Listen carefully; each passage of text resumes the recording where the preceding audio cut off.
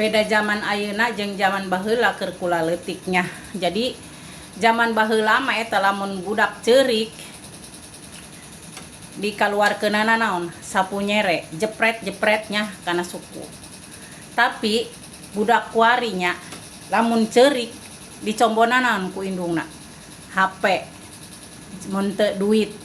Beda banget perkembangan zamanna teh jauh pisan jeung budak kuari mah lamun disuruh teh make engke, make pepelente cek bahasa kolot namanya.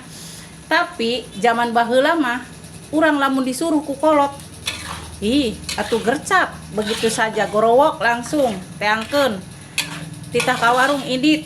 Tapi budak kuari lamun disuruhnya make kudu dirayu, make kudu diupahan, make kudu sagala masih keneh pelitei embung hese.